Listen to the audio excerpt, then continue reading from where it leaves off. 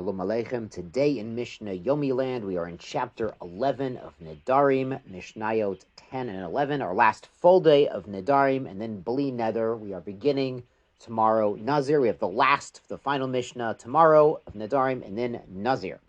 But for today, chapter 11, Mishnah Yud, Teisha Ne'arot. There are 9 types of young women, Nidrehem Kayamin, where their neder is automatically upheld, as there is no one in the picture able to annul the neder for her. Now, she could go and get a hatara. She could go ask a sage or a bezdin, a court, to eliminate the neder, but she can't have the husband or the father, as we'll see why, to annul the neder for her.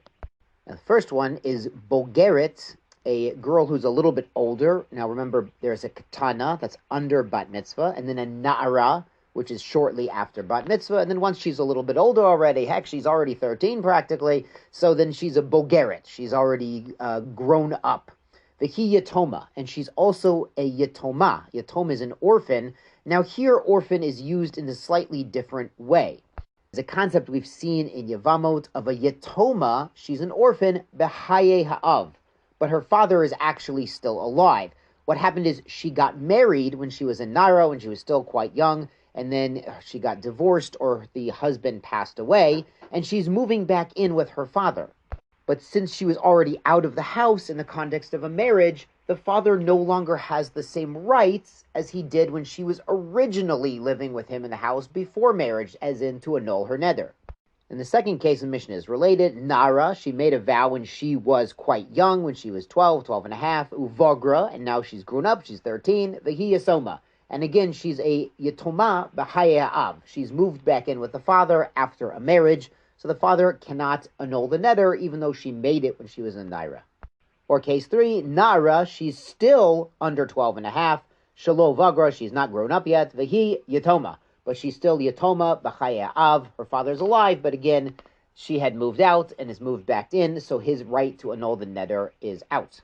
Now, the next 3 cases the Mishnah brings is when the father is actually passed away, for real. Bogeret umet aviha. She has made a neder when she's bogeret, when she's over 12 and a half, and her father has passed on, so there's no one to annul the neder as long as she's not married yet. Naira, she makes the vow when she's under 12 and a half, uvogeret, and now she's older than that, umet aviha, but her father passes away after then. Or naira shalovagra umet aviha, or she's still a naira, and her father passed away. So there's no man in the picture to actually annul the neder. Now, we mentioned before, even a girl who's 11 years old, over 11, if she knows what she's talking about and she knows what she's doing, and she has, the presence of mind and the intellectual understanding, her vows are also binding. And the same for a boy who's over 12 years old, even though he's not bar mitzvah, his vows can be binding. So this would apply in that case as well. Now, the last 3 cases the Mishnah brings are Bogeret's cases.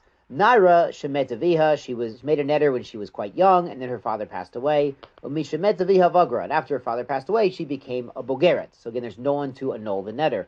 Bogeret via kayam, she's already 13 years old, but her father's alive, so she's already grown up in the sense that she's independent of his power to annul nedarim. Or na'ara, she was a na'ara still, she was under 12 and a half when she made the vow, and then bogeret, and then she grows up, she gets older, ve'aviyakam, and Baruch Hashem, her father's alive, but since she's bogeret, since she's sort of, spiritually independent, a little bit older, then he has no more power of nullification. Rabbi Yehuda adds something. Of hamosi bito katana, even a father who marries off his daughter when she's very young, when she's still katana, before bat mitzvah. Now, we discussed in detail in Yevamot, this was not an endorsed thing to do. The Torah gives the father the power, and we discussed that during the Crusades, sometimes this was done in Yemen and in certain Arab countries to prevent young women from being kidnapped or abused by the local non-Jews. This was done. They would contract a marriage even when she was quite young. So the Torah does give a father the power to marry off his daughter when she is very young, but that's only for her own benefit, for her protection, and it was not really endorsed. We'll see a Mishnah in Kedushin. This was not something the sages endorsed. They say that a woman should be able to give her consent and assent and figure out who she wants to marry. So anyway, Rabbi Yehuda says a woman who was married off when she was very young, v'nit almala nit garsha, she became a widow or a divorcee, chazra etzlo, and she's moving back in with her father. Vedayin he nara, and she's still under 12 and a half years old. So it sounds like, and the Bartanura explains that Rabbi Yehuda is saying this is another case where the father cannot annul the Nedarim. The Kahati does bring another opinion that Rabbi Yehuda is disagreeing, saying this is a case where the father could again annul her Nedarim. So there is a dispute among the Mefarshim here. Let's go on to Mishnah 11. Konam she'eni nehenet le'aba levicha im ose ani al picha.